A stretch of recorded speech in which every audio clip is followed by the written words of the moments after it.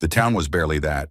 3 buildings, a sagging church with no bell, and a saloon that doubled as a boarding house and tripled as a place no decent woman should linger near.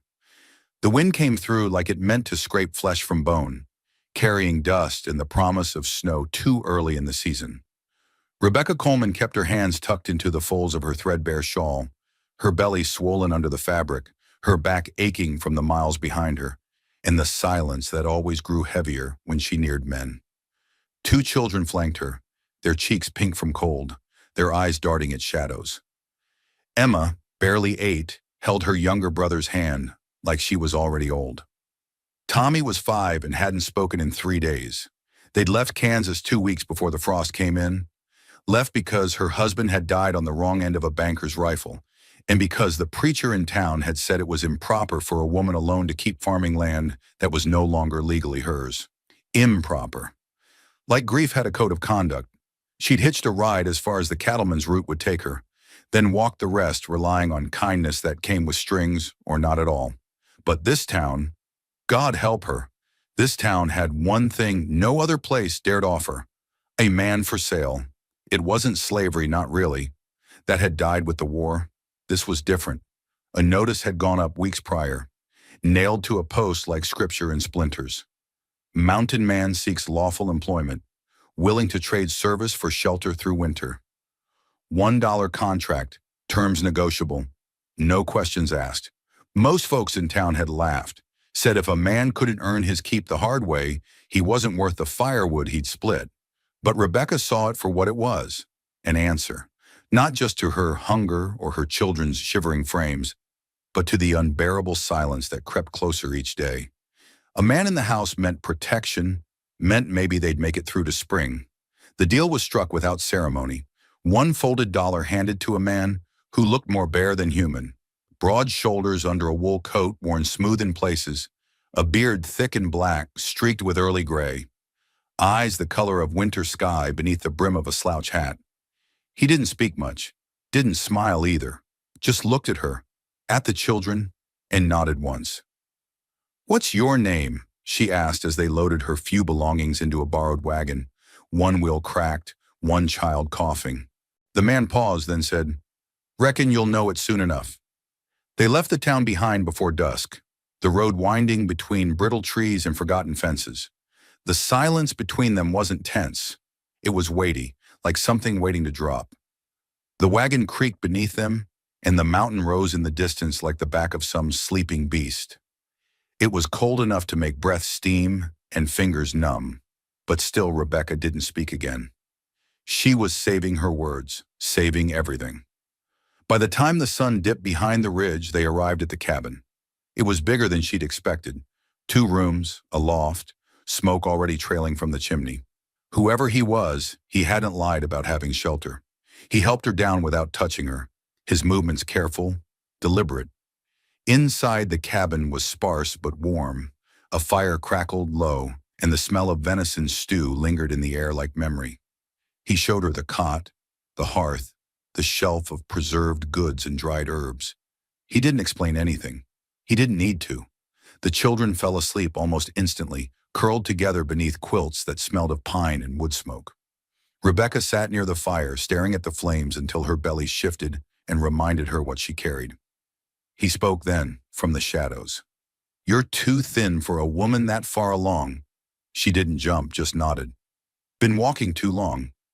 You got a plan for the birth?" "No." Her voice cracked. "Do you?" He didn't answer right away. Then, "Midwife's a week south. Snow comes early. You won't reach her." Rebecca met his eyes, and for the first time something moved in them. Not pity, not desire, recognition maybe. She said nothing more, and neither did he. That night she lay awake long after the fire dimmed, listening to the wind whistle through cracks in the logs, and the steady breathing of the man who had no name. She wondered if she'd made a mistake, if a woman alone could ever afford to trust. But trust wasn't what this was. This was survival. In the morning she found him outside splitting wood, his breath misting in the cold. The children were still asleep. She stood on the porch watching him, her shawl wrapped tight. When he saw her, he didn't stop, just spoke between strikes. You got a strong back for someone carrying three. She didn't correct him. The baby counted, even if it wasn't walking yet. You got a name? He asked after a moment. Rebecca. She hesitated. Rebecca Coleman. He froze, axe mid-swing. His eyes met hers, sharp and suddenly awake. Rebecca Coleman. She felt the blood drain from her face. How do you know that? He lowered the axe slowly, not answering right away. Then, quiet as the snow settling around them, he said, because you prayed my name once, and I heard it. She staggered back a step, hand flying to her belly as if to shield herself. He didn't move, didn't explain, but his face held something she hadn't seen in a long, long time. Certainty. Inside, the children stirred. Outside, the sky darkened with snow again. And Rebecca Coleman realized that some debts can never be paid. They can only be returned to the one who saved your soul. Rebecca didn't speak. She stood frozen on the edge of the porch, breath shallow, eyes locked on the man who'd just unraveled her name from his lips like he'd carried it for years. Her mind scrambled through memory, faces, voices, names. But his wasn't there. He wasn't there. And yet something in the way he'd said it made her knees weaken and her stomach turn. Not with fear, but with a strange, echoing familiarity that struck deep. He didn't press her, didn't look away either, just turned back to the chopping block, drove the axe down once more, splitting a thick log with a clean crack that broke the silence like a bone. Inside, the children were stirring. She heard Tommy's sleepy whimper and Emma's soft hush in response. Rebecca blinked and pulled herself together, stepping back into the cabin and closing the door behind her. The warmth inside felt thinner than it had the night before, or maybe it was just her nerves unraveling. Emma rubbed her eyes, hair a tangle of straw and sleep. Mama, where are we? Rebecca knelt and pulled both children close. Somewhere safe, she whispered, though the words didn't sit right in her mouth. They were true, maybe, or maybe just hopeful. Later, while the children sat near the fire eating from chipped bowls filled with watered-down stew, Rebecca stood at the window watching him. He moved like the mountain itself, silent, immovable, necessary. But now her eyes traced the details she'd missed in the urgency of cold and need. The old scar on his knuckles, the way he looked toward the ridge every time the wind shifted, like he expected something or someone to come over it. When he finally returned, arms full of split wood, she stepped aside without a word. He stacked the pieces near the hearth, brushed snow from his shoulders, and sat at the small table like it was a chore he'd been avoiding. Rebecca ladled the last of the stew into a bowl and set it before him. He ate without looking up, hands steady, movements slow. You said I prayed your name, she said, voice low. He swallowed, set the spoon down, and looked at her. You did. I don't remember. You were 17, behind a burned-out chapel outside Millerville. You were bleeding. She felt the air vanish from her lungs. Her hand found the edge of the table to steady herself. That was, she started, then stopped. She hadn't spoken of that night in 10 years, not to anyone. She'd thought it had died with the old timber walls and the man who'd run off and left her there. I wasn't there by accident, he said. I found you. You don't remember me because I didn't let you. She stared at him, heart thundering. Why? Because I was running too. There it was. No dramatics, no explanation, just that simple sentence. And suddenly her knees couldn't hold her. She sank onto the bench across from him, eyes burning. You left me, she said. It wasn't an accusation, just a fact. I saved you, he answered, and there was something hard in his voice now. Carried you to the widow Hayes's farm, told her you needed a doctor, and then I left. Why? He looked past her, then toward the flames. Because I wasn't ready to be seen. Silence stretched between them like a fault line, deep and full of things neither of them could name. The children were still eating, oblivious to the tension unraveling like old twine. She couldn't reconcile it, the memory of pain and fire and blood, the desperate prayer she'd whispered into the ashes, and the man before her now. But something in his eyes made her believe it. He wasn't lying. That part she knew in her bones. What's your name? She asked. His gaze met hers. Jake Morgan. It hit her like a thunderclap. She hadn't heard that name in over a decade, but she knew it from the stories that drifted through towns like smoke. Jake Morgan, the mountain man who'd vanished into the high country after some tragedy no one could quite name.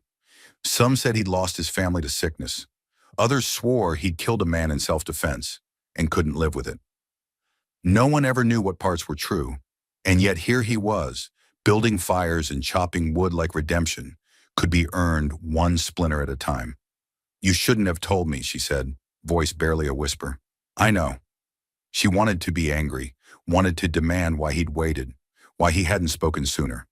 But all she could feel was the press of time, the weight of years between them, and the way her unborn child turned in her belly like it too could feel the shift in the room. That night she couldn't sleep. The wind had picked up again, and the old cabin creaked like it was remembering storms of years past. She lay on her side, back aching, one hand resting on her stomach. Across the room, Jake sat near the dying fire, carving something from a block of pine. The scraping sound was slow and even, calming in a way, like the ticking of a clock that had never stopped for either of them. "You said you were running," she said into the dark. He paused, the carving knife stilled. "I was." "From what?" He was quiet so long she thought he wouldn't answer. Then, "Myself, and from what I couldn't save." She didn't press. She knew what it meant to carry shame too heavy for words. Instead, she turned her face toward the wall and let the sound of his knife lull her toward sleep. The days that followed settled into a rhythm. Jake chopped wood, hunted what game he could find in the early snow, and stayed quiet. The children began to soften toward him. Emma asked him about the trees, about the best way to track deer in snow. Tommy followed him around in silence, mimicking his steps, the way he held tools, even the way he breathed. Jake never pushed, never raised his voice, but slowly, without her even noticing, the cabin began to feel more like a home. Rebecca washed clothes in melted snow, cooked meals from whatever Jake brought in, and tried not to think about the past. But every now and then, she'd catch him watching her. Not in the way men used to watch when they thought they had a right, but like he was trying to remember something he hadn't quite lost. One night, when the fire was low and the children already asleep, he spoke. "I didn't know it was you," he said. "Not when I put up the notice." She looked up from her mending. "But you remembered." "Only after you said your name." She nodded slowly. "Why did you leave again, after saving me?" His hands tightened around the carving. "Because I was half a man back then. I thought if I stayed, I'd ruin you. And now, I ain't sure what I am now," he said quietly. "But I know I wouldn't leave again." There it was, a promise he hadn't spoken before, a thread woven quiet between them. But fate has a way of listening in when you start to believe in peace. It happened 2 mornings later. Jake had gone to check his trap lines, snares he'd set for rabbits and ptarmigan in the valleys below. Rebecca was pulling blankets from the loft when she heard something that made her blood run cold. Not the bark of Jake's old hound that sometimes followed him into the woods. Not the creak of settling timber. Hoofbeats. She ran to the window, heart pounding. Riders, 3 of them, cresting the ridge like shadows on horseback. Her breath caught. They weren't townsmen, weren't drifters. These men wore purpose like armor, and even from a distance, she could see the glint of rifles slung across their backs. One of them, the tall one in the lead, had a face she thought she recognized. Her stomach dropped. Jake returned minutes later, rifle in hand, eyes already hard. "You know them?" he asked. She nodded, voice dry. "The tall one's Emmett Kane. He rode with the men who killed my husband." Jake's jaw clenched. "They here for you or me?" "Both?" she asked. "Both," he said without hesitation. The children were behind her, silent, wide-eyed. She looked at Jake, really looked, and for the first time, fear didn't curl in her chest. Not because the danger wasn't real, but because for the first time, she didn't feel alone. The riders didn't charge. They circled the ridge like buzzards waiting for death to do its work, their silhouettes cut against the pale sky, dark and still, horses restless beneath them. Jake moved to the rifle rest by the window, checking his ammunition with the practiced calm of a man who'd done this before. "What do we do?" Rebecca whispered. Jake's answer was simple. We wait. And in the growing darkness, Rebecca realized that sometimes the past doesn't just follow you. Sometimes it comes with guns drawn, ready to collect what it thinks you owe. The riders didn't approach that first day. They stayed on the ridge like sentinels, close enough to be seen, but far enough to avoid rifle range. Jake moved through the cabin with the quiet efficiency of a man who'd lived too long in wild places. He checked every window, every board, every angle where a bullet might find its way through. Rebecca watched him work, her hand unconsciously resting on her belly. This wasn't the careful, deliberate mountain man who chopped wood that morning. This was someone else entirely, someone who moved like he'd been born expecting trouble. They're not going to rush us, Jake said, peering through a gap in the shutters. Men like that want you afraid before they want you dead. How do you know? Rebecca asked, though she suspected she already knew the answer. Jake's eyes met hers, and for the first time since he'd said her name on the porch, she saw a flicker of something in him that reminded her why mountain men stayed in the mountains. Because I used to know men like that. Emma sat close to her mother, clutching her rag doll. Tommy had gone quiet again, the way he did when the world felt too big and dangerous. Rebecca pulled them both close, her voice steady despite the thunder in her chest. Are they bad men, Mama? Emma whispered. Rebecca didn't lie. Yes. Jake glanced at the door again, then knelt beside the children. When he spoke, his voice was gentler than she'd ever heard it. But they don't know these mountains like I do, and they don't know what your mama's made of. He looked at Rebecca when he said it, and something passed between them, an understanding that went deeper than words. As dusk fell, Jake moved like a ghost through the trees around the cabin. Rebecca watched from the window as he disappeared and reappeared in the shadows, setting what looked like thin wire between the pines. When he returned, his hand smelled of pine sap and metal. What were you doing out there? She asked. Making sure we hear them coming, he said simply. Mountain tricks, bells and tripwires. Sound carries different up here, if you know how to listen. That night, they took turns keeping watch. Jake sat by the window with his rifle across his knees, while Rebecca tried to rest on the cot with the children curled against her. But sleep wouldn't come. Every creak of the cabin, every whisper of wind through the eaves made her heart jump. Near midnight, Jake spoke softly into the darkness. I need to tell you about Emmett Kane. Rebecca turned toward his voice. You know him? We rode together years back, before I came to the mountains. Jake's voice was heavy with old regret. Before I found you in that chapel. She sat up slowly, careful not to wake the children. What happened? Jake was quiet for a long moment. We robbed a bank in Silverton. It was supposed to be simple. In and out, no one gets hurt. But things went wrong. There was a family in the bank, a woman with a little girl. Kane wanted to. He stopped, jaw clenched. I wouldn't let him. Rebecca felt something cold settle in her stomach. So you fought. I shot 2 of his men. Kane swore he'd kill me for it, but I got away. Jake's knuckles were white around the rifle stock. I've been running from that moment ever since. Is that why you left me? After the chapel?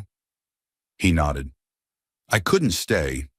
Couldn't bring that kind of trouble to someone I... He stopped himself. Someone you what? She asked softly.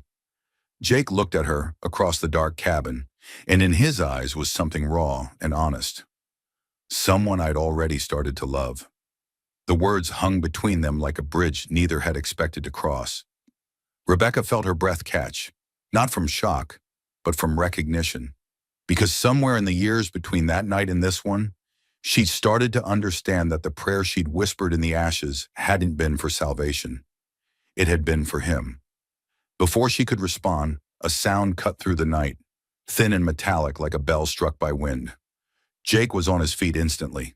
They're moving, he whispered. Rebecca gathered the children, her heart hammering. Tommy, Emma, remember what we practiced. Under the table, quiet as mice. Jake moved to the window, rifle ready. Another bell rang, closer this time. Then a third. How many? Rebecca asked, checking the load on the old shotgun Jake had given her. 3, maybe 4. Coming from the east. His voice was calm, professional. They think the darkness will help them. Will it? Jake smiled grimly. Not against a mountain man. The first shot came without warning, a sharp crack that sent splinters flying from the doorframe. Rebecca dropped to the floor, pulling the children closer.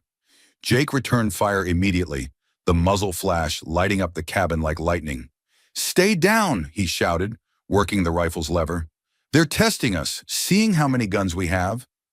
Another shot punched through the shutters, burying itself in the far wall. Emma whimpered, but Tommy stayed silent, his small face set with determination that reminded Rebecca painfully of his father. Jake moved like smoke through the cabin, firing from different windows to make it seem like there were more defenders. His mountain training showed in every movement. He knew how to use the terrain, the darkness, the echo of gunshots off stone to his advantage. "Rebecca!"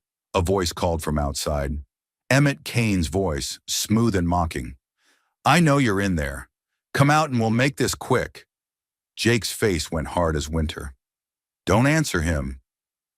"We know about your husband," Kane continued. "Know about the money he hid before we killed him. You tell us where it is, maybe we let the children live." Rebecca's blood turned to ice. "There is no money," she whispered to Jake. "Doesn't matter," Jake replied grimly. "Men like Kane don't need truth. They just need excuses." The assault intensified. Shots came from three sides now, forcing Jake to move constantly. Rebecca huddled over the children, shotgun ready, watching the windows for any sign of movement. Then, in a lull between gunshots, she heard it. The soft scrape of boots on wood. Someone was climbing onto the roof. Jake heard it too. He looked up at the ceiling, tracking the sound. "Back room," he mouthed silently. "Now!" They moved as quietly as shadows, Rebecca carrying Tommy, while Emma clung to her skirt. Just as they reached the back room, the front door exploded inward. Kane stepped through the smoking doorway, revolver drawn, two men flanking him. He was older than Rebecca remembered, grizzled and lean, with eyes like chips of flint.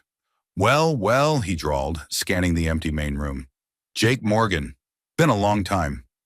Jake emerged from the shadows like a mountain cat. Rifle trained on Kane's chest. "Not long enough." Kane smiled, but his gun never wavered. "You cost me a lot of money in Silverton. A lot of good men, too." "Those men chose their path," Jake said coldly. "Same as you." "Maybe so." Kane's eyes flicked toward the back room. "But now you got yourself a family to worry about. Changes things, doesn't it?" Rebecca stepped into view, shotgun raised. Kane's smile widened. "Rebecca Coleman," he said, like greeting an old friend. "Still pretty, even carrying another man's child. Your husband squealed like a pig when we shot him, you know. Kept crying about some buried gold that didn't exist." Rebecca's finger tightened on the trigger. "You're lying." "Am I?" Kane shrugged. "Doesn't matter now. What matters is you're going to tell us where that gold is, or we're going to start with the children." Jake took one step forward. "Over my dead body." Kane's laugh was like breaking glass. "That can be arranged." The standoff stretched taut as a bowstring. Rebecca could feel her heart beating in her throat, could hear Emma's quiet breathing behind her. Everything balanced on the edge of a knife. Then Tommy stepped out from behind his mother, small and quiet and brave beyond his years. "My papa didn't have any gold," he said, his voice clear and steady. "He just had us." Kane looked down at the boy, and something flickered across his face. Surprise, maybe, or annoyance. In that moment of distraction, Jake moved. The rifle roared. Kane spun sideways, his shoulder exploding in red.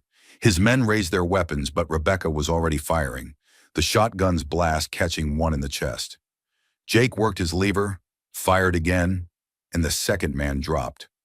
Kane rolled behind the overturned table, clutching his wounded shoulder. "This isn't over, Morgan," he snarled. "I got more men coming. You can't protect them forever." Jake stepped forward, rifle aimed at the table. "Maybe not forever, but I can protect them tonight." A long silence stretched. Then came the sound of boots retreating, a door slamming, horses galloping away into the darkness. Jake lowered his rifle, breathing hard. Rebecca set down the shotgun with shaking hands. The children ran to her, and she pulled them close, finally allowing herself to tremble. "Is it over?" Emma asked. Jake looked out the shattered window at the empty ridge. "Not yet," he said quietly. but we won this round. Rebecca met his eyes across the smoke-filled cabin. What now? Jake checked his rifle, reloading with practiced movements. Now we get ready, because tomorrow they'll come back with everything they have. Outside, the mountain wind howled through the broken door, carrying the scent of snow and the promise of harder battles to come. But inside the cabin, 4 people stood together, no longer strangers, no longer alone. And for the first time since this all began, Rebecca Coleman felt something she'd almost forgotten.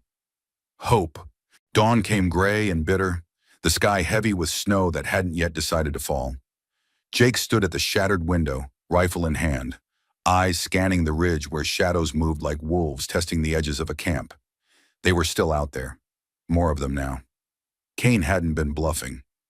Rebecca moved carefully around the cabin, gathering what supplies she could while keeping one hand pressed to her lower back. The baby had been restless all night, turning and pressing against her ribs like it sensed the danger gathering outside. "How many?" she asked, joining Jake at the window. 6, maybe 7. His voice was grim. Kane brought reinforcements. Emma helped Tommy stack the remaining firewood against the damaged door while Jake wedged chairs and boards against the windows. Every action was deliberate, methodical, the kind of preparation that came from knowing death was patient but persistent. "They're not going to wait much longer," Jake said, checking his ammunition. "Kane's shoulders bleeding, and wounded men get desperate." Rebecca felt a sharp pain lance through her belly, gone so quickly she almost dismissed it. Almost.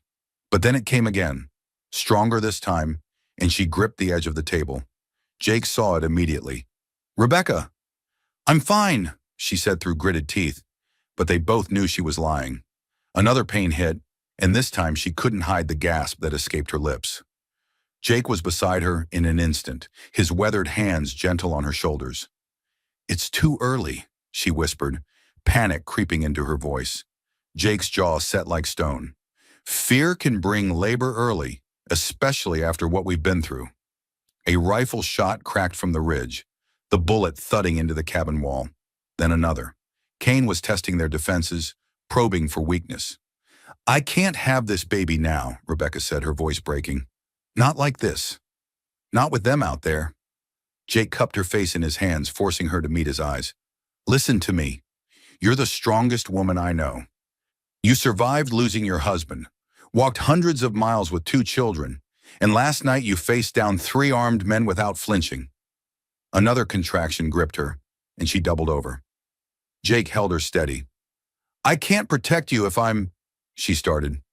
"You won't be helpless," Jake interrupted. "This is what women have been doing since the beginning of time. Your body knows what to do." Emma appeared at her mother's side, small face serious beyond her years. "Mama, are you having the baby?" Rebecca nodded, unable to speak through the pain. Tommy tugged at Jake's sleeve.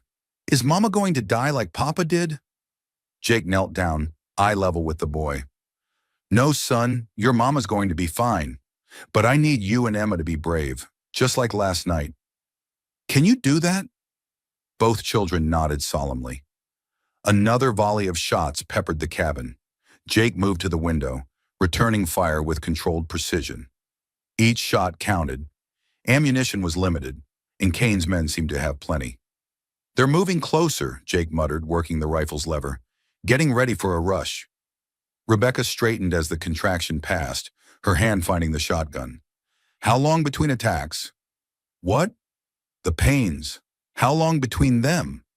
Jake understood immediately. 20 minutes, maybe more. We have time." But even as he said it, they both heard the sound that chilled their blood. Hoofbeats, multiple horses, moving fast around the cabin's perimeter. "They're circling," Jake said, moving from window to window, "trying to find our blind spots." Rebecca breathed through another contraction, shorter than the last. "Jake." He heard the fear in her voice and was beside her instantly. 15 minutes, she whispered. The attack came from 3 sides at once. Kane's men had positioned themselves in the trees, creating a crossfire that forced Jake to stay low and move constantly. The mountain man's training served him well.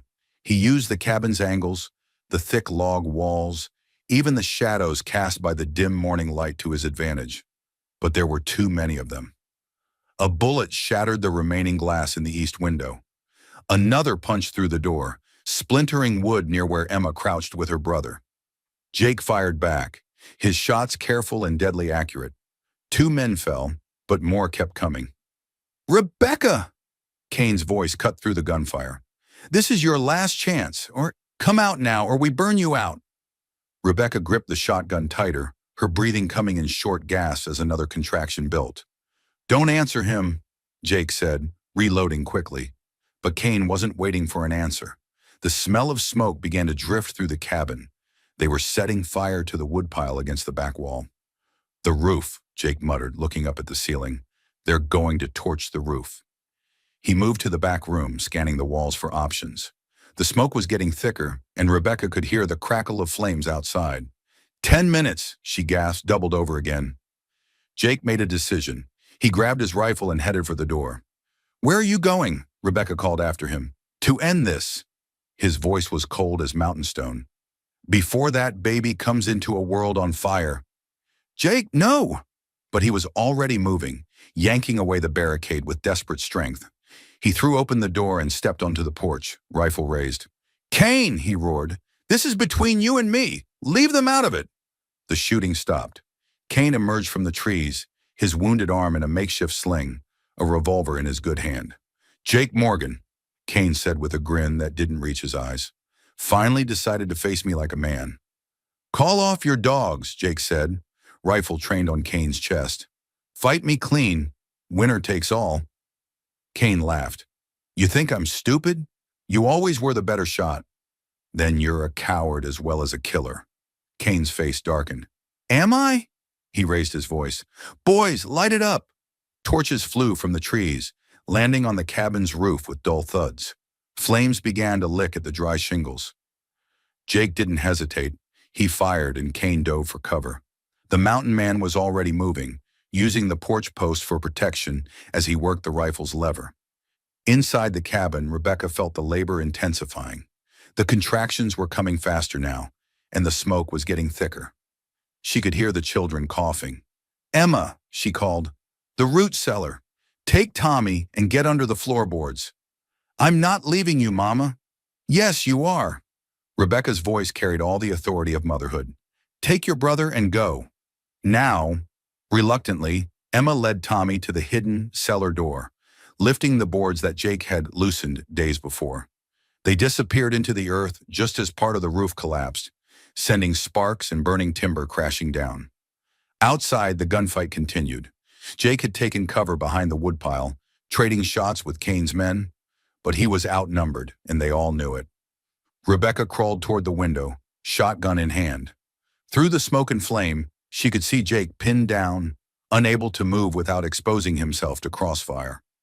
She made her own decision. Fighting through another contraction, she rose to her feet and stepped toward the burning doorway. "Kane," she shouted, "you want me? Here I am." The mountain man looked back in horror. "Rebecca, get back inside." But she was already on the porch, shotgun leveled at the nearest gunman. She fired, and the man spun away into the trees. "The gold doesn't exist," she called to Kane. "My husband had nothing but his family." Kane stepped into the open, revolver raised. "Then you'll die for nothing, just like he did." Rebecca worked the shotgun's action, chambering another round. But before either of them could fire, a new sound cut through the air, the crack of Jake's rifle.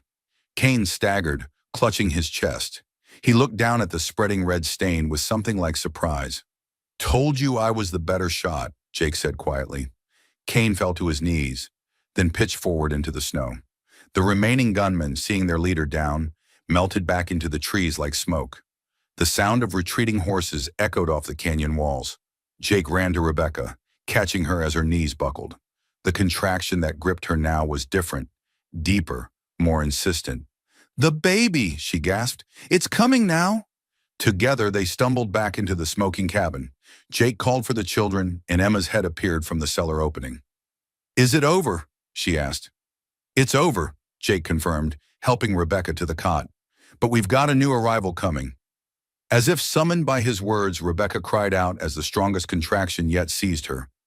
Jake moved with calm efficiency, gathering clean cloth, water, anything that might help. I don't know how to do this, Rebecca panted. You do, Jake said firmly. Your body knows. Trust it. The labor was hard and fast, intensified by fear, smoke, and the adrenaline of battle. But as the sun broke through the morning clouds, filling the damaged cabin with golden light, a new cry joined the mountain wind. Strong, healthy, angry at being born into such chaos. Jake wrapped the baby, a girl, in his own shirt and placed her in Rebecca's arms. The child had dark hair like her mother and lungs that could wake the dead. She's beautiful, Emma whispered, emerging fully from the cellar with Tommy close behind. What will you name her? Tommy asked. Rebecca looked at Jake, at this mountain man who'd saved her life not once but twice, who'd stood between her family and death without hesitation. Clara, she said softly. Her name is Clara. Jake's eyes were bright with something that might have been tears. Clara Morgan, he said, and something in the way he said it made it sound like a promise. Rebecca looked at him sharply. Morgan? Jake knelt beside the cot, his weathered hand gentle on the baby's head. If you'll have us, he said quietly, all of us, as a family. Outside, snow began to fall at last, covering the signs of battle, washing the mountain clean. Inside the wounded cabin, a new family drew their first breaths together, and Rebecca Coleman realized that sometimes the greatest battles aren't fought with guns and bullets. They're fought with love, courage, and the unshakable belief that some things are worth any price to protect. The snow fell for 3 days after Clara's birth, covering the scorch marks on the cabin walls and filling in the boot prints left by Kane's men. It was as if the mountain itself was healing, washing away the violence and making room for something new. Rebecca lay on the cot with Clara nestled against her chest, watching Jake rebuild what the fire had damaged. He worked with quiet determination, replacing burned roof beams and patching bullet holes with the same patient care he'd once used to carve toys from pine. His movements were different now, less guarded, more settled, like a man who'd finally found his place. Emma and Tommy had taken to the baby with the fierce protectiveness of older siblings. Emma sang lullabies she half remembered from before their father died, and Tommy appointed himself guardian of Clara's sleep, shushing anyone who spoke too loudly near the cradle Jake had fashioned from birch and lined with soft rabbit fur. She's so small, Tommy whispered one morning, reaching out to touch Clara's tiny fist. Was I ever that small? Rebecca smiled, pulling him close. Smaller, if you can believe it. Jake paused in his work, hammer in hand, watching the 3 children with something like wonder in his eyes. Hard to imagine, he said softly. You being small. It was becoming a habit, these quiet moments between them. The desperate urgency of survival had given way to something deeper.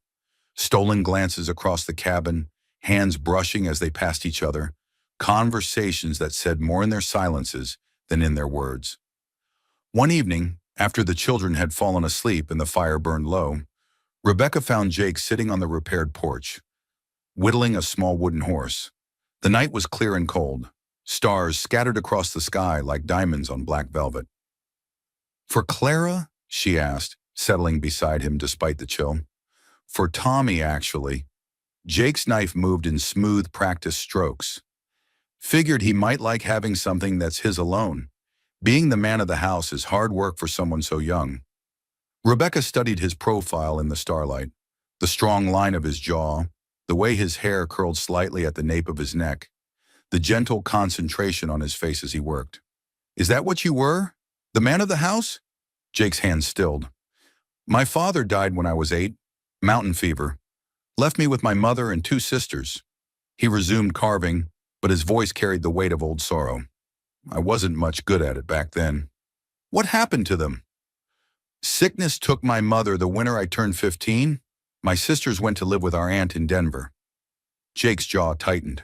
I wasn't ready to be responsible for anyone, so I ran. Rebecca understood then why he'd left her that night 10 years ago, why he'd hidden in the mountains instead of building a life. You were just a boy, old enough to know I was failing them. He looked at her then, and in his eyes was a pain that had softened but never fully healed. I've been running from that feeling ever since. And now, Jake set down the carving and turned to face her fully. Now I know the difference between running from responsibility and running toward it. His hand found hers, rough fingers intertwining with hers. I want to be the man Tommy thinks I am, the father Clara deserves, the husband you need. The word hung between them like a bridge waiting to be crossed. Rebecca felt her heart flutter, not with fear, but with something she'd thought died with her first husband. Jake, she whispered. I know it's too soon, he said quickly. I know you're still healing, still grieving. But I need you to know that when you're ready, if you're ever ready, I'll be here. Rebecca studied his face in the moonlight. This mountain man who'd saved her life twice over, who'd stood between her children and death without hesitation, who carved wooden toys by firelight and sang lullabies in a voice rough as bark, but gentle as rain. I was 18 when I married Daniel, she said finally, young and foolish and so sure I knew what love was. She looked down at their joined hands. He was a good man, a kind man. But what I feel for you? Jake waited, not breathing. It's different, she continued, deeper, like it was always there, waiting. She met his eyes. I think I started loving you the night you carried me to safety. I just didn't understand it then. Jake's hand tightened around hers. Rebecca. Yes, she said simply. When I'm ready. When the morning is done. Yes. He kissed her then, soft and reverent, like a prayer answered. When they broke apart, both were crying, not from sorrow, but from the overwhelming relief of two people who'd been lost and finally found their way home. The winter deepened, but inside the cabin, warmth reigned. Jake taught Emma to track animals in the snow, showed her how to read the mountain's moods and the color of the sky and the behavior of birds. Tommy learned to split kindling and set snares, his small chest puffing with pride every time he successfully caught a rabbit. Rebecca grew stronger each day, her body healing from Clara's birth and her heart learning to hold joy again. She watched Jake with her children, patient, kind, never raising his voice even when Tommy knocked over a week's worth of carved figures, or Emma accidentally let the fire die down to coals. One morning in February, she woke to find Jake gone and the children giggling secretively over something hidden beneath a quilt. Clara gurgled in her cradle, tiny fists waving at dust motes dancing in the sunlight. Where did he go? Rebecca asked, suspicious of their barely contained excitement. Can't tell, Emma said, grinning. It's a surprise. Jake returned near noon, stomping snow from his boots and carrying something wrapped in oiled cloth. He set it carefully on the table and stepped back, suddenly shy. What is it? Rebecca asked. Open it, Tommy urged, bouncing on his toes. Rebecca unwrapped the cloth to reveal a music box, clearly handmade but exquisitely crafted. The wood was polished to a warm glow, and when she lifted the lid, a tiny wooden couple danced to a melody that sounded like wind chimes and running water. Jake, she breathed, it's beautiful. How did you? Been working on it since Clara was born, he said, color rising in his cheeks. Figured every little girl should have music in her life. Rebecca ran her fingers over the intricate carving, roses and vines that seemed to grow from the wood itself. The tune. It's the song my mother used to sing, Jake said quietly. The only one I remember. Emma clapped her hands together. Play it again. As the music box played its gentle melody, Rebecca felt something break open inside her chest, not painfully, but like ice melting in spring sunshine. This man who'd spent years running from love had crafted something so beautiful, so full of hope and promise, that she could barely speak. That night, after the children were asleep and Clara lay peaceful in her cradle, Rebecca found Jake by the fire, reading from an old book of poems. She sat beside him, close enough to feel the heat from his body. The music box, she said. It's not just for Clara, is it? Jake closed the book, marking his place with a finger. No, he admitted. It's for all of us. For the family we're becoming. Rebecca took the book from his hands and set it aside. Then she turned to face him fully, her heart hammering against her ribs. Jake Morgan, she said, her voice steady despite the magnitude of what she was about to say. Will you marry me? His eyes widened. Rebecca, I should be the one. I'm not asking because it's proper, she interrupted. I'm asking because I love you, because you've given me back my life, my hope, my future, because I want to wake up every morning knowing you're mine and I'm yours." Jake cupped her face in his hands, thumbs brushing away tears she didn't know she'd shed. "Are you sure?" "I've never been more sure of anything in my life." Jake's smile was brighter than the fire, warmer than spring sunshine. "Then yes, Rebecca Coleman. Yes, I'll marry you. Yes, I'll be Tommy's father, and Emma's father, and Clara's father. Yes, I'll build you a life worth living."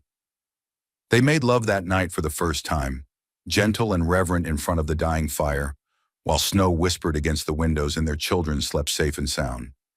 It was nothing like the desperate coupling of her youth. This was two souls finding completion, two hearts beating in perfect rhythm, two people who'd been lost and broken finding wholeness in each other's arms. Later, as Rebecca lay with her head on Jake's chest and his arms around her, she listened to the steady beat of his heart and thought about the journey that had brought them here. From that terrified girl bleeding behind a burned chapel to the woman who'd bought a mountain man for $1 and found love beyond measure. "What are you thinking about?" Jake murmured, his voice rough with sleep and contentment. "Miracles," Rebecca said softly, "and how sometimes they come disguised as the thing you need most, even when you don't know you need it." Jake's arms tightened around her. "What was it you needed most?"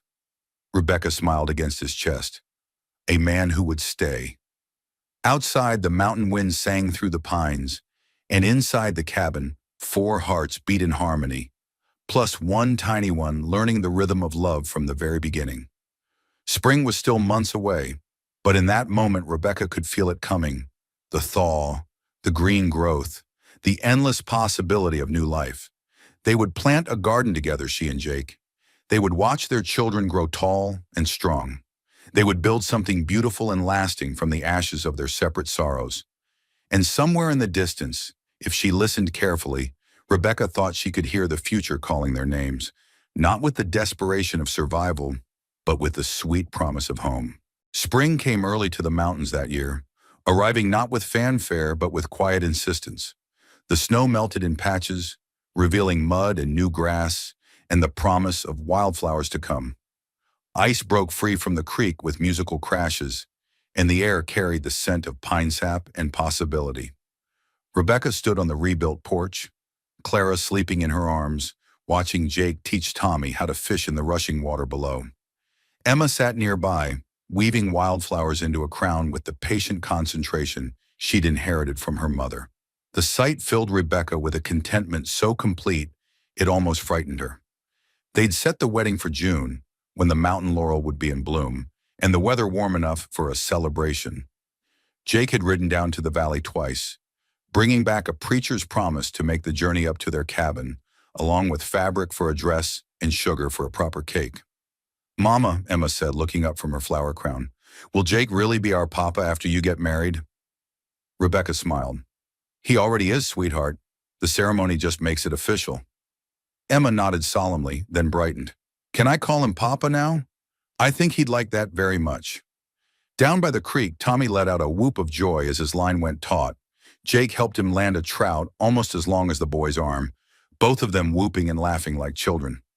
The sound carried up to the cabin, and Rebecca felt her heart swell with something close to perfect happiness, which was why she noticed immediately when Jake's laughter died.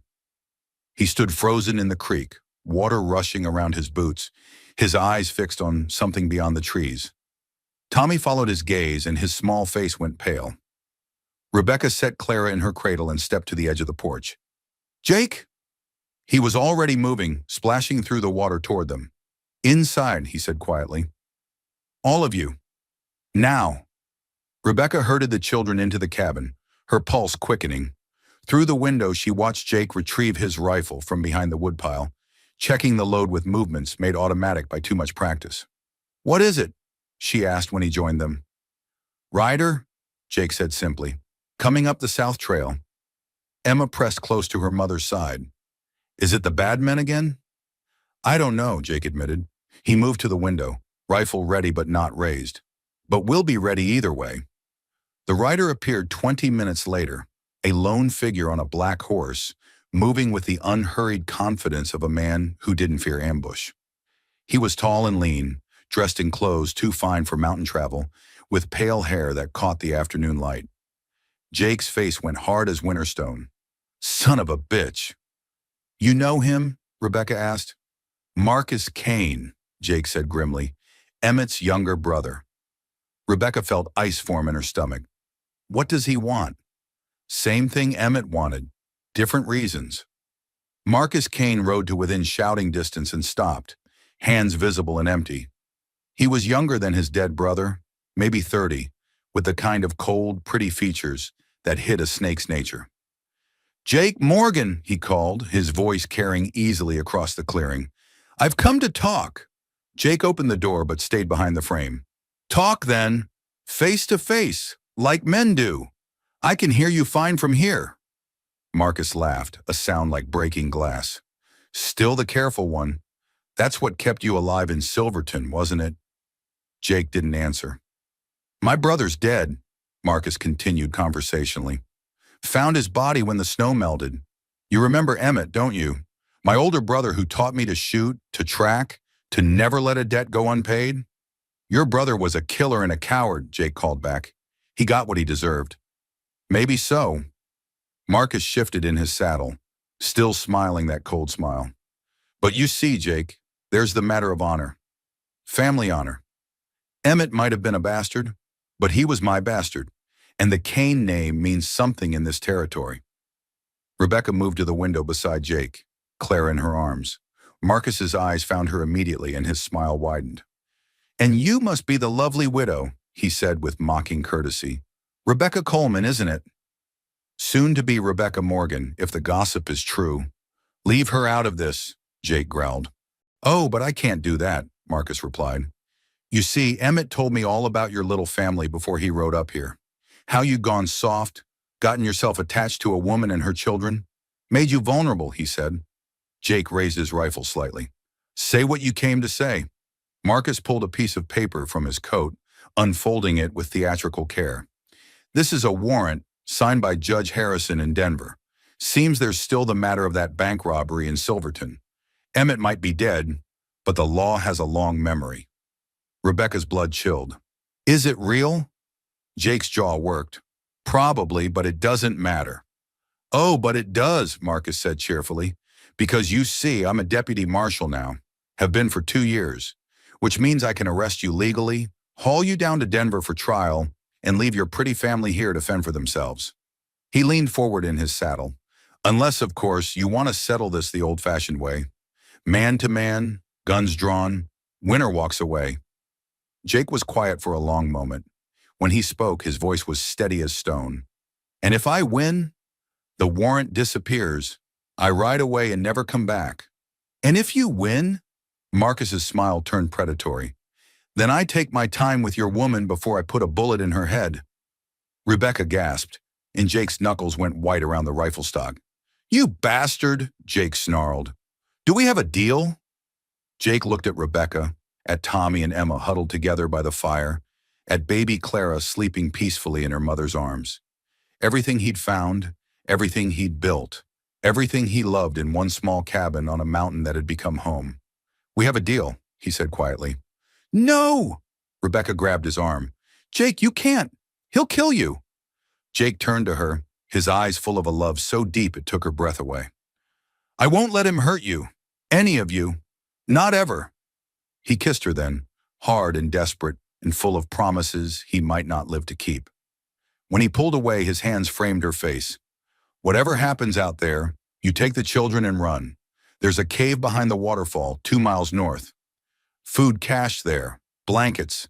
Wait 3 days, then head for the valley. I'm not leaving you.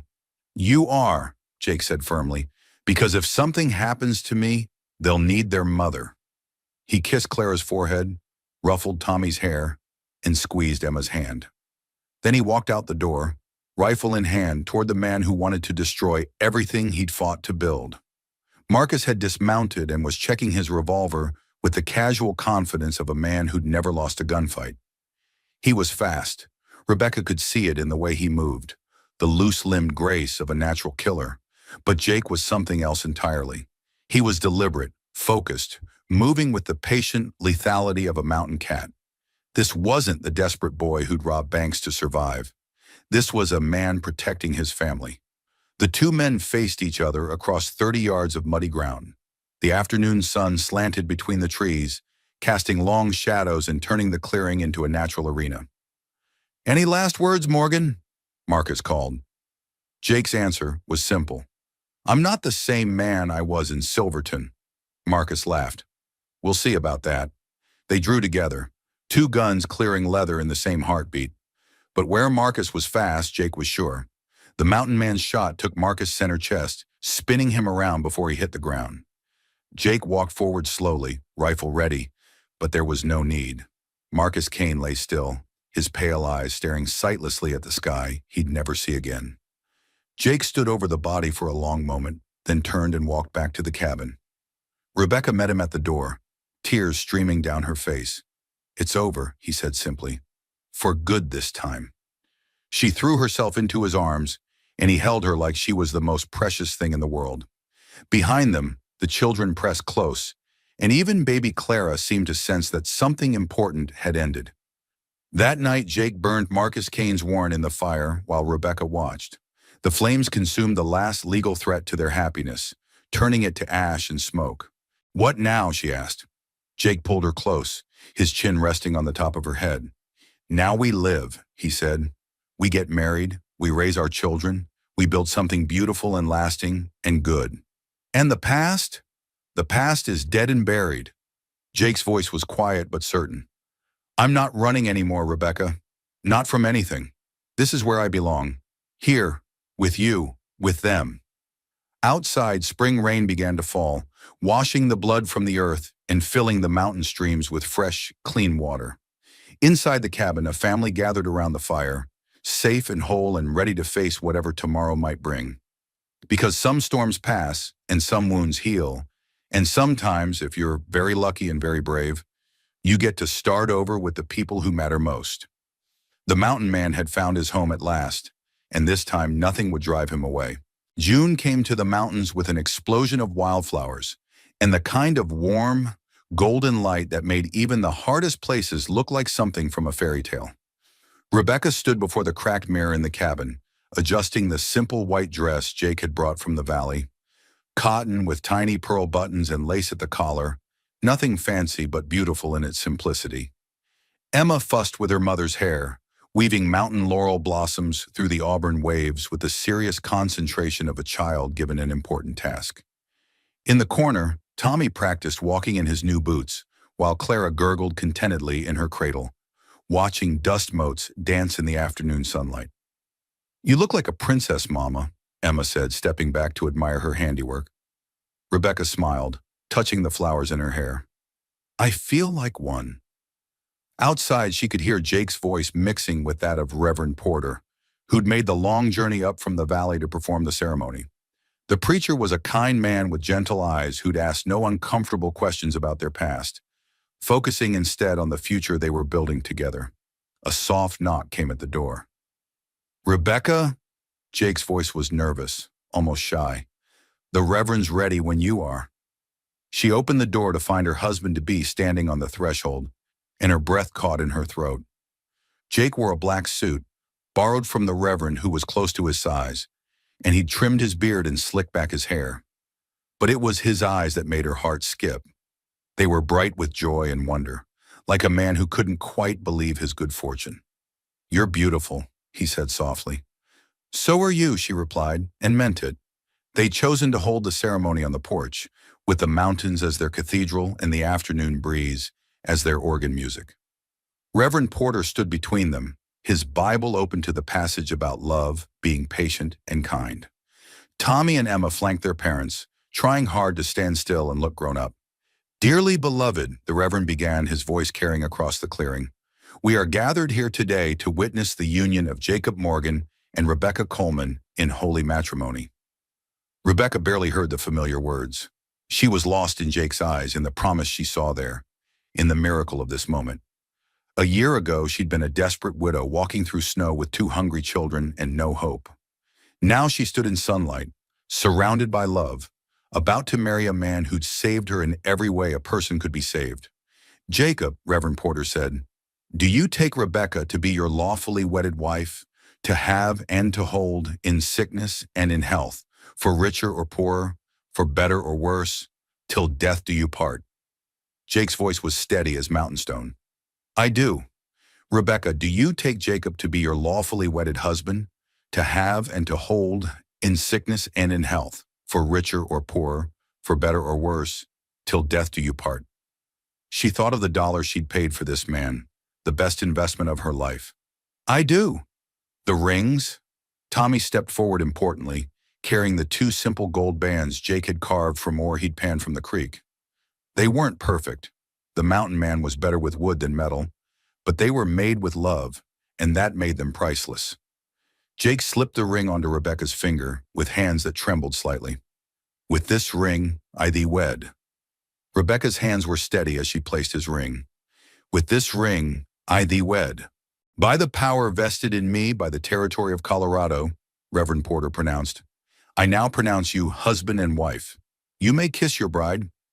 Jake cupped Rebecca's face in his hands and kissed her with all the tenderness of a man who'd waited a lifetime for this moment. Around them, the mountains themselves seemed to celebrate. Birds sang in the trees, wind chimes made from shell casings tinkled in the breeze, and somewhere in the distance, a hawk cried its approval to the sky. The celebration that followed was simple but joyful. They shared a cake Rebecca had baked that morning, sweet with wild honey and studded with berries. Jake played his harmonica while Emma danced, and Tommy tried to teach Clara to clap in rhythm. Reverend Porter told stories of other mountain weddings he'd performed, each one a testament to love's ability to bloom in the hardest places. As evening approached and the Reverend prepared to ride back to the valley, he pulled Jake aside. You've got something special here, the preacher said quietly. Don't take it for granted. Jake looked at his new wife, at the children who were now legally his, at the cabin that had become a home. Never, he said, not for a single day. After the Reverend left, the family settled on the porch to watch the sunset paint the mountains in shades of gold and crimson. Clara slept in Rebecca's arms while Tommy and Emma leaned against Jake's sides, drowsy from excitement and cake. What happens now? Emma asked sleepily. Rebecca and Jake exchanged a look over the children's heads. They talked about this, planned for it during the long winter nights. Now we build something bigger, Rebecca said. Something important. Like what? Tommy asked. Jake's voice was thoughtful. Your mom and I have been thinking about women like she was, alone, scared, with nowhere to go. We want to help them. How? Rebecca stroked Clara's soft hair. By opening our home. By letting them know there's a place where they can be safe while they figure out what comes next. It had been Rebecca's idea, born from her own desperate journey through the snow. She remembered the kindness of strangers who'd shared their fire, their food, their hope. Now she wanted to be that kindness for others. We'll start small, Jake added. One woman at a time, one family at a time. Build trust, build community. Like a real town? Emma asked, perking up. Maybe someday, Rebecca said, if that's what's needed. Over the following weeks, their plan began to take shape. Jake expanded the cabin, adding 2 more rooms and a larger kitchen. Rebecca wrote letters to churches and women's groups in distant towns, letting them know about the sanctuary they were building. Word spread quietly, carefully, through networks of women who understood desperation and the need for hope.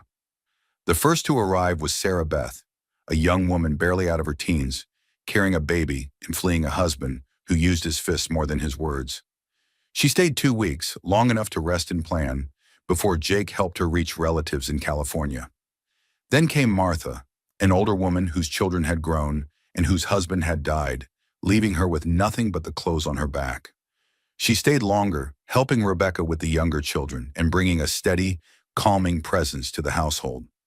Each woman who passed through left something behind: recipes, stories, skills, hope. And each took something with her: strength, confidence, the knowledge that she wasn't alone in the world. By autumn, what had started as a single cabin had grown into a small community. There were 6 buildings now, scattered through the trees like a village designed by nature itself. A workshop where Jake taught carpentry and metalwork. A garden where Rebecca and the other women grew vegetables and herbs. A schoolhouse where Emma had started teaching the younger children to read. One evening in October, as the aspen leaves turned gold and the air carried the first hint of winter, Rebecca stood on the original porch with Clara on her hip, watching Jake teach Tommy how to shoe a horse. Around them, the community hummed with quiet activity, women preparing dinner, children playing in the last light, the sound of hammers and saws as homes were built and lives were reconstructed. "Penny for your thoughts," Jake said, appearing beside her with arms that still took her breath away. "Just thinking about journeys," Rebecca replied, leaning into his warmth. "How you never know where they'll lead." Jake followed her gaze across their growing settlement. "Any regrets about yours?" Rebecca thought about the woman who'd stood in that distant town a year ago, desperate and alone, clutching a single dollar and hoping for a miracle. That woman could never have imagined this. The love, the family, the purpose, the home that stretched beyond 4 walls to encompass an entire community of healing hearts. "Not one," she said firmly. That night, after the children were asleep and the settlement had grown quiet, Rebecca and Jake sat by their fire, Clara nursing peacefully while they planned the future. There would be challenges ahead: winter to survive, more women to help, a community to nurture and grow. But they would face it all together, bound by love and strengthened by purpose. "I have something for you," Jake said suddenly, reaching behind his chair to produce a small wooden box, carved with the same intricate detail as Clara's music box. Inside, nestled in soft cloth, was a compass, but not just any compass.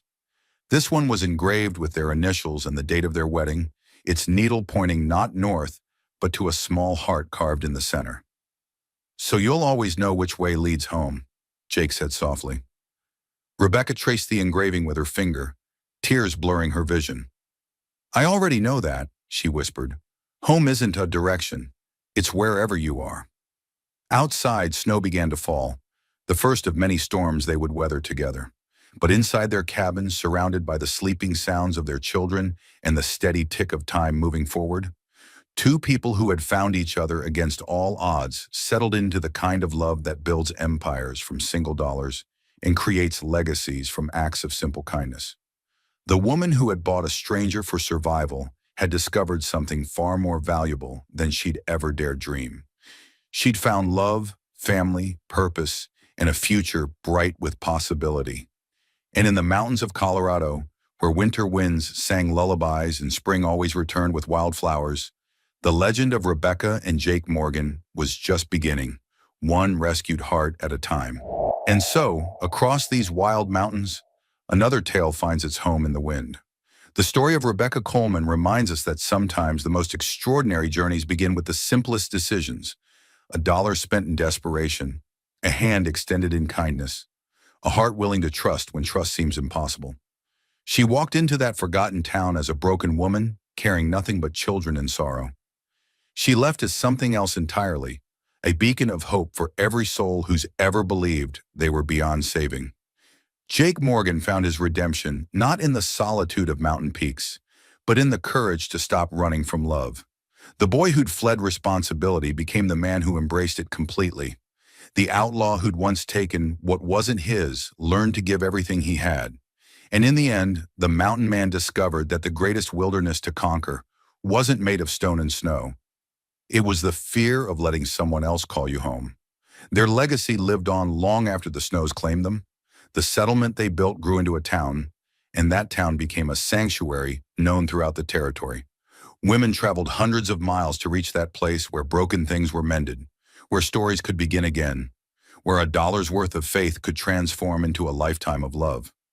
The cabin still stands today, they say. Not the original logs, perhaps, but the foundation, the spirit, the promise that echoes through every board and beam. Visitors come seeking the secret of the dollar bride, hoping to understand how desperation became devotion, how survival became sanctuary, how one woman's last dollar became the first investment in a love that changed everything. But Rebecca would tell you there was no secret, no magic formula for the impossible. There was only this: The willingness to see past fear, to hope, past ending to beginning, past the price tag to the priceless treasure of a heart that's learned to trust again. Sometimes love doesn't arrive with fanfare and flowers. Sometimes it comes quiet as snow, patient as stone, steady as the mountains themselves.